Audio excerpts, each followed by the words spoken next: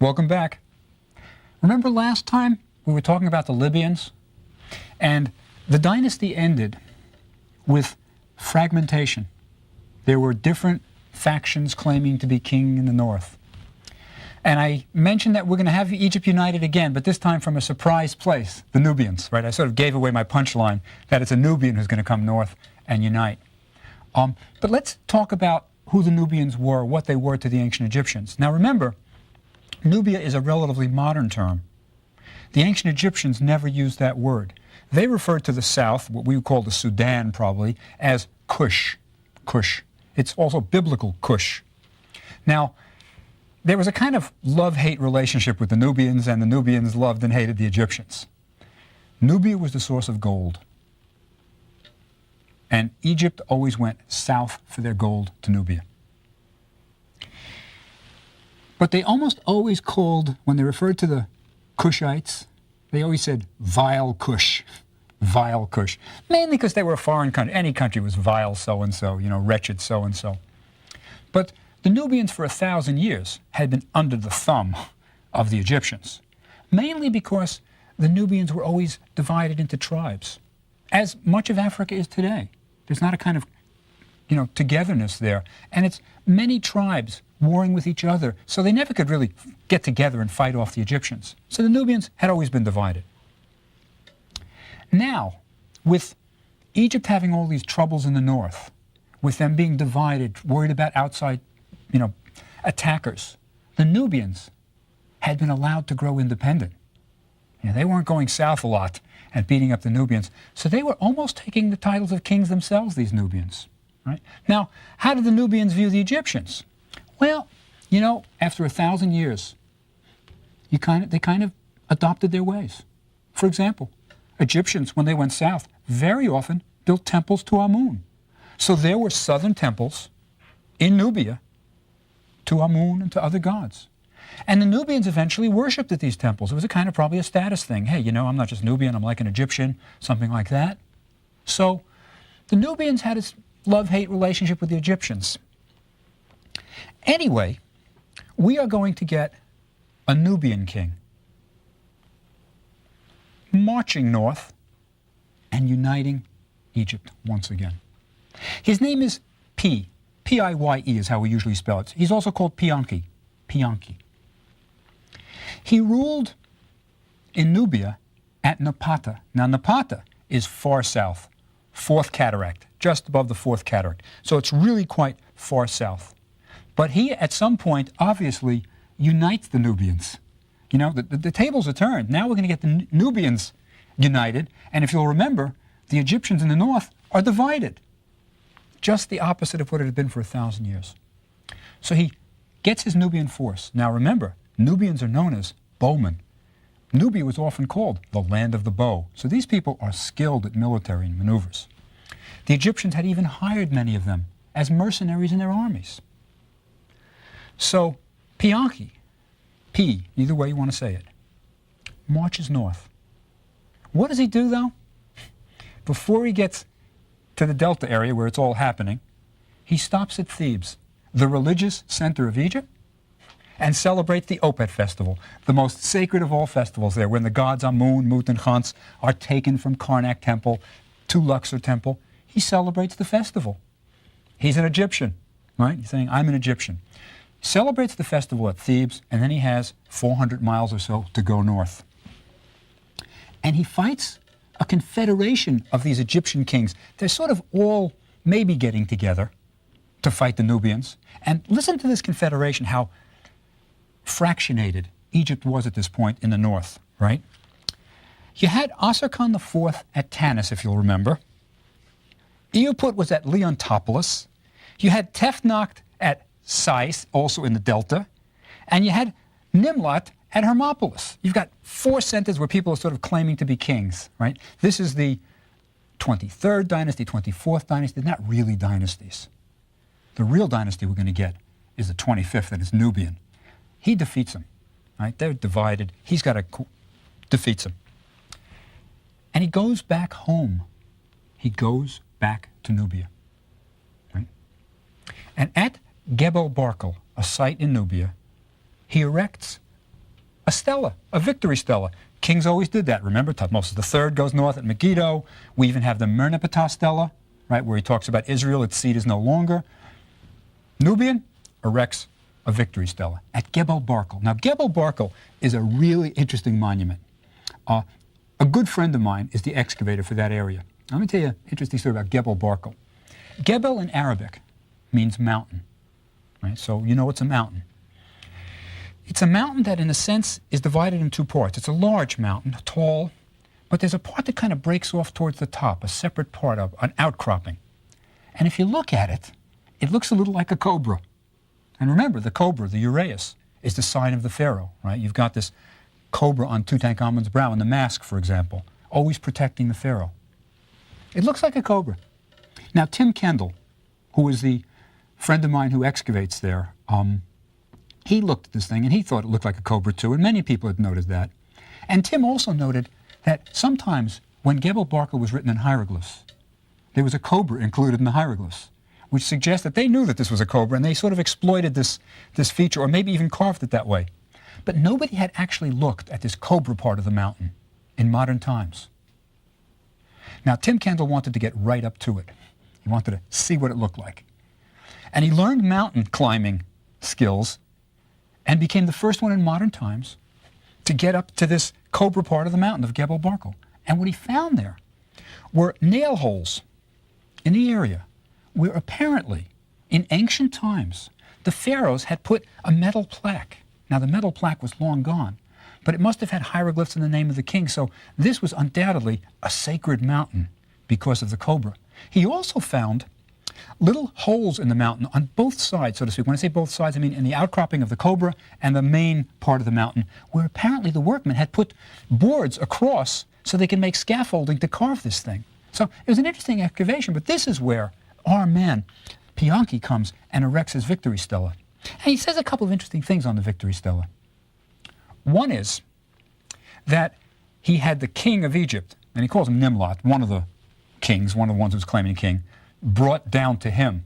And in front of Amun of Napata, now that's where he's ruling from, and he has his own Amun. There's Amun of Thebes, Amun of this, Amun of that. He has Amun of Napata watching, and you see Nimlot bowing down in front of Pianki, right? So he's showing that Egypt is bowing down to him.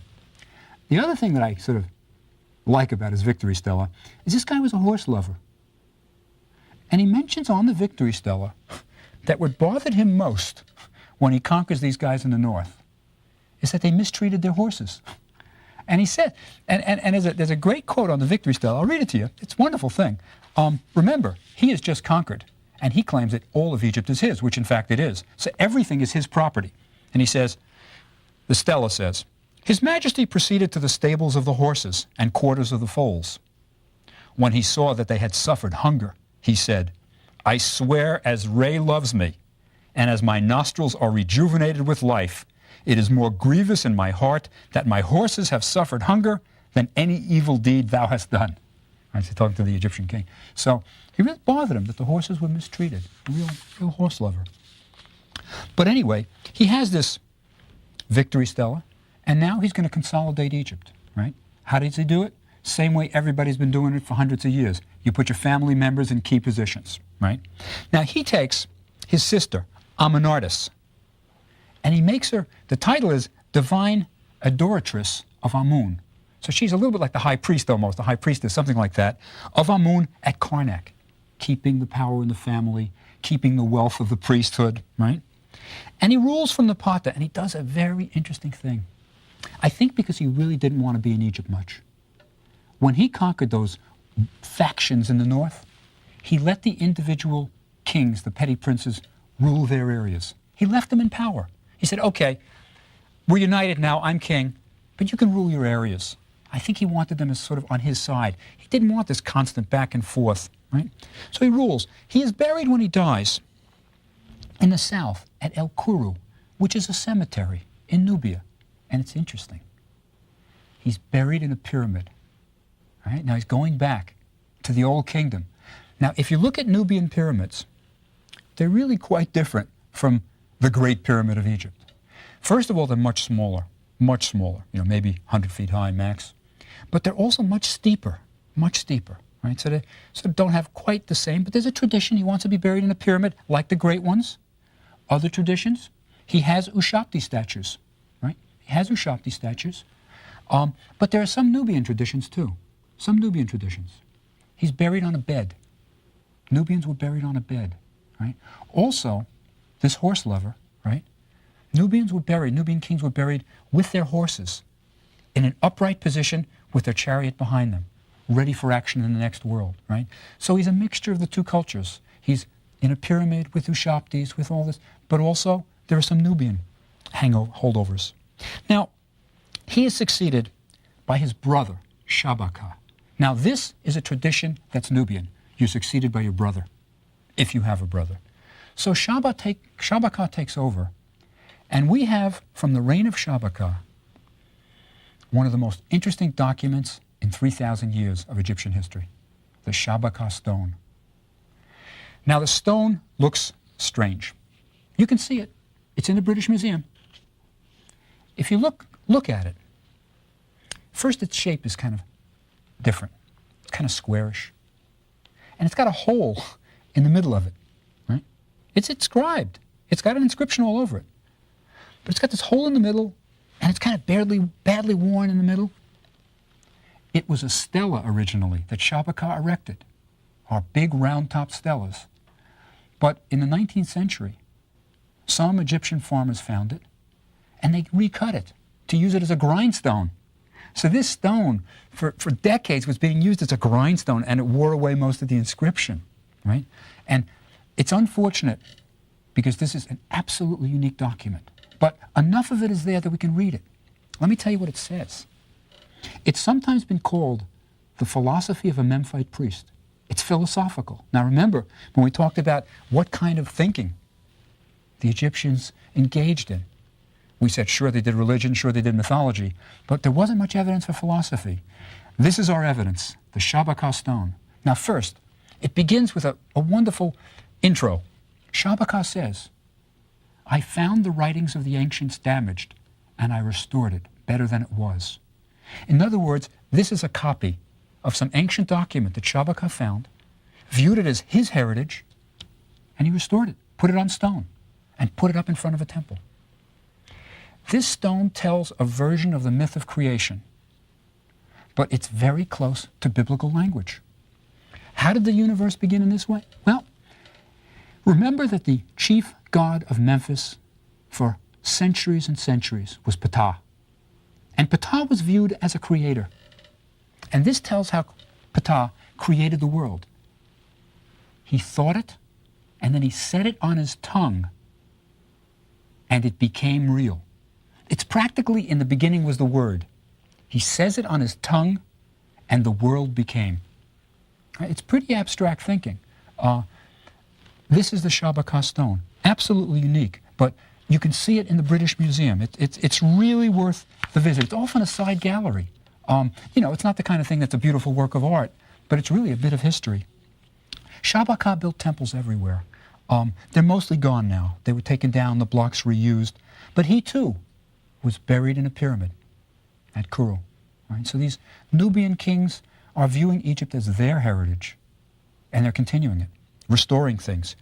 He's succeeded by Shabitku, right, his nephew, who does the same things. He tries to put family members in important places. He puts his daughter, great name, Shepenwepet II, right? Shepenwepet II is his daughter. She's appointed divine adoratress of Amun, right, replacing the previous one. And he's trying to consolidate Egypt as best he can, and it's going well. But there's an outside problem. Assyria, under Sennacherib, is growing strong.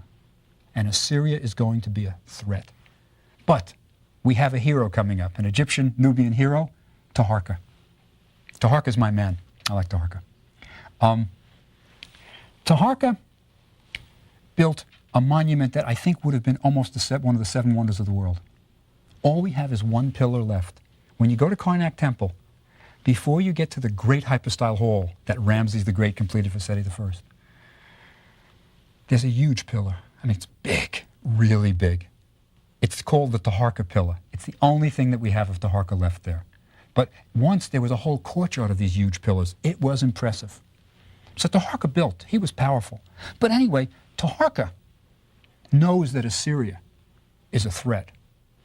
And he knows that Assyria is moving south. They're in Judah, right, in Palestine. So Taharka marches north to fight. Now, I think what he thinks is this. I'm going to have to fight the Assyrians eventually anyway. Let's fight them before they get to Egypt. And if we fight them in Judah, we'll have the Judeans with us too, so we'll have at least some allies. Now, we have two versions of what happened when Taharka marched to Judah. One is the Bible, and the other is our man, Herodotus, our Greek tourist, who was there around 450 BC and asked a lot of questions. Now, the Bible says, now, the nice thing is that both versions give the same ending. Taharka wins. The Bible says, the night before the battle, the angel of the Lord slew many Assyrians. So we get a biblical intervention here. We get a real angel of the Lord thing. Many Assyrians are killed and they flee. That's the Bible. Herodotus has a pretty zippy version himself, also involving the gods. But what he says is, Taharka's men, many of the people were afraid to fight the Assyrians. They were pretty fierce, you know. Sennacherib was a tough guy. And Herodotus says, Taharka goes to the temple of Amun to ask, what do I do? And he slept there. Now, this was common in ancient Egypt. You would sleep in a temple and hope you get a dream that tells you how you can be healed, what will happen. And in the dream, Amun told him, don't be afraid. You're going to be victorious. So Taharka is encouraged. He takes his men, whatever men he can get to go with him, and they march against the Assyrians. The night before the battle, Herodotus tells us, thousands of field mice came and ate the bowstrings and the leather parts of the weapons of the Assyrians. So when they get up to fight the next, they can't. They don't have any weapons. Even their shields don't have the handles to hold. Right? So they're fleeing. The Egyptians go after them, Taharka goes after them, and many of them are killed. So we have two versions. Both Taharka wins, and we're pretty sure that that's the truth, that he does win. Now, Sennacherib heads back to Assyria, but he's assassinated. Right? His son Esarhaddon replaces him. Right? And Taharka is going to have to fight Esarhaddon. And he fights him at Ashkelon and loses at Memphis. Fights at Ashkelon. We don't know what happens. Maybe beats him. Maybe. But the Assyrians come into Egypt. And in the north of Egypt, he loses to the Assyrians. The Assyrians are now in Egypt. Right? Taharka flees. He knows that there's problems. And he flees south to Nubia. Right? To Nubia. To Napata. There's going to be a new Assyrian king now. They seem to assassinate each other. It seems to be a habit among Assyrians. They kill each other. Ashurbanipal is going to be the next one, right? Now, there's a rebellion in the north. The Egyptians don't like the Assyrians, right? There's a rebellion, and Ashurbanipal comes in, and he kills all the nobles in the north, except one. He leaves Necho, a guy named Necho the First, right? Leaves Necho, and he says, you're my vassal. You're in charge, right? And he leaves. Right? So we have the Assyrians in charge. Now, Taharka has fled. Right? He's king of Egypt, supposedly, but he knows the Assyrians have got it. And he's back in Nubia. And you know what he does? I don't have the sort of report of the discussion, but I use the word convinces. Convinces his cousin, right, Tanawataman, to be his co-regent. Now, this is not a great job. You've got the Assyrians in Egypt. You're co-regent. And eventually, when Taharka dies, Tanawataman is the sole ruler of Egypt. So what does he do? He marches north to fight Ashurbanipal, gets as far as Memphis. Blotto, he's really wiped out. I mean, he is defeated, runs back to Cush, right? Runs back to Cush. The Assyrians go as far south as Thebes. Now, you don't have foreigners going that far south before. They go as far south as Thebes. This is where the wealth of the temples are. And they sack Thebes. Thebes will never be the same again.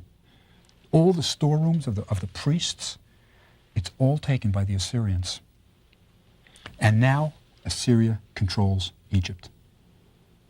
Now, at this point, we've had Nubians unite Egypt. And they've been defeated, but it's been a great period for the Nubians. Great kings doing great things.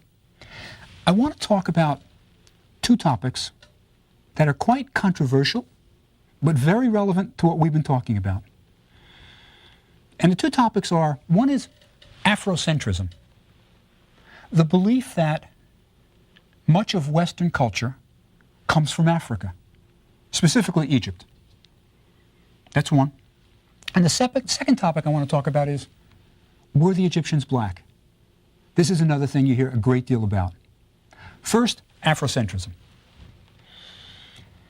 There are two versions of what the truth is. Let me tell you about what the ancient Greeks said. Ancient Greeks, people like Herodotus, people who went to Egypt, all of the ancient Greeks, they say, we got our civilization from Egypt. That's what the ancient Greeks say. How did we learn how to build in stone? Egyptians taught us. Where did we get our gods from? We derived them from the Egyptians. Even philosophy. You get Socrates, Plato, talking about how Solon, the lawgiver, went to Egypt. Mathematicians. We hear stories of how Greek mathematicians were trained in Egypt. This is what the ancient Greeks say. So there is an ancient tradition, a Greek tradition, that says Western civilization didn't start in Greece. It started in Egypt, and it was diffused. It was learned from the Egyptians. That's what the ancient Greeks say. That's one version of what history is. Next version, let's jump to the 19th century, and let's talk about classicists, the scholars who translate Greek documents and comment on them.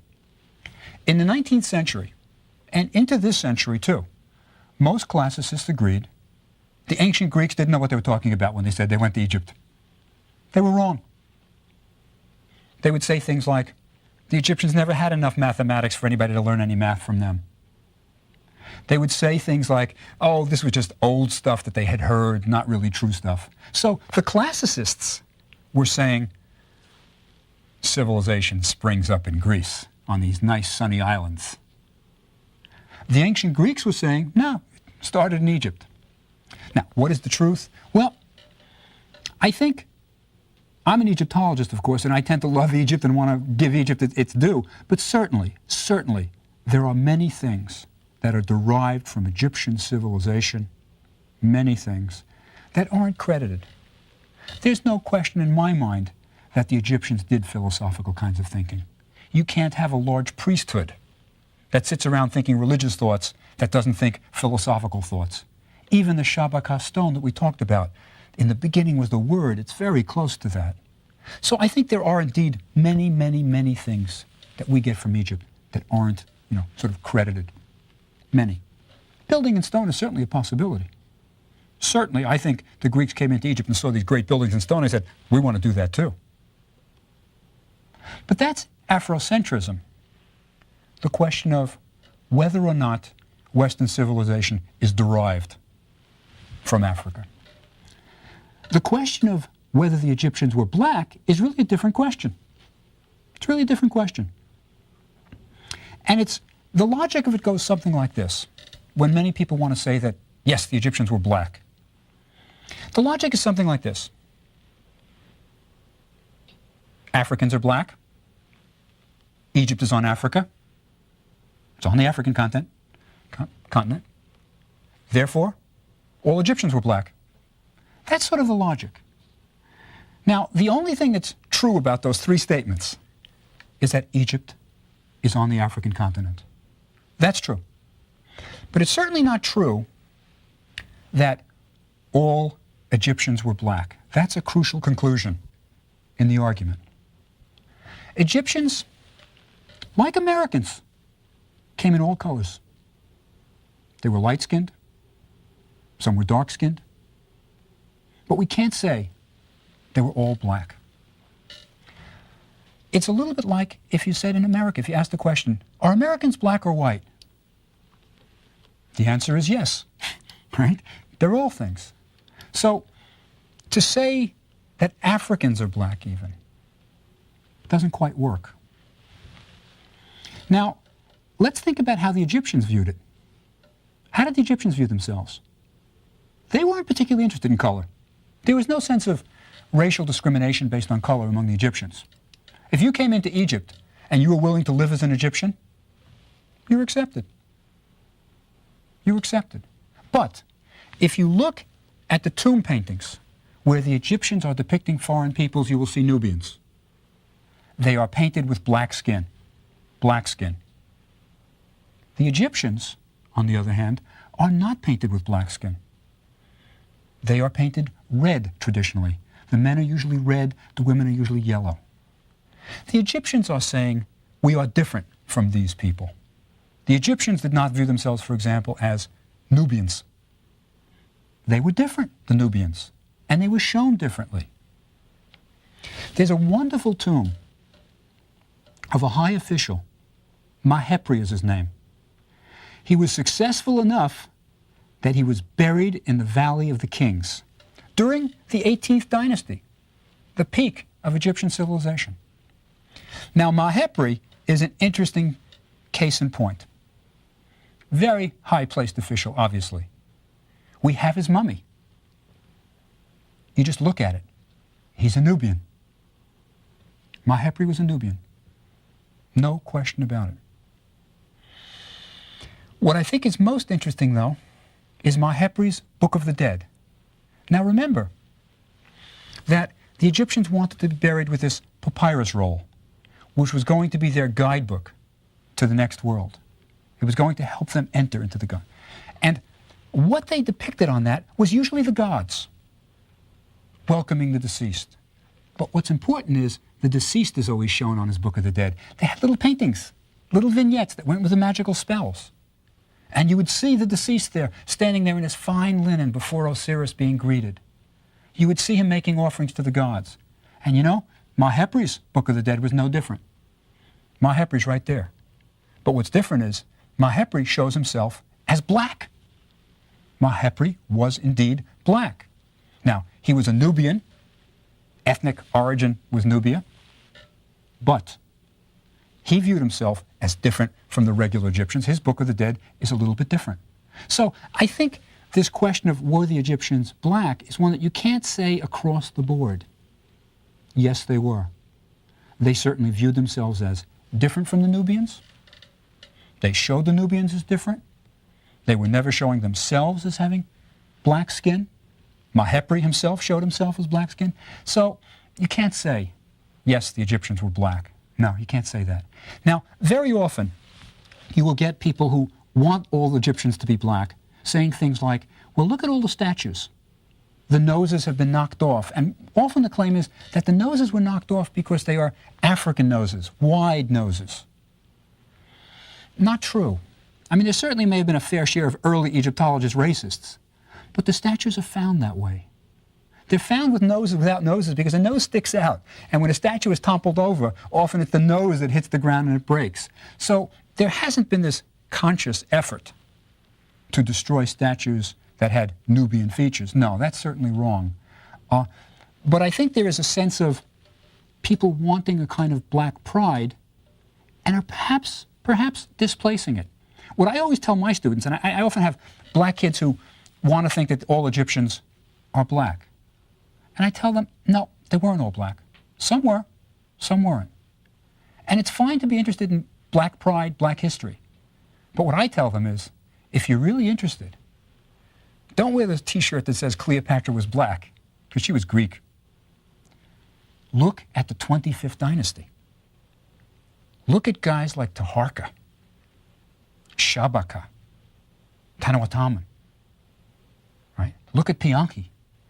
These guys really were black. They were Nubians, almost certainly black. And they marched north and conquered Egypt and ruled it. That's where you can look to see really strong black influence in Egypt. But next time, we go on to another section of history. See you then.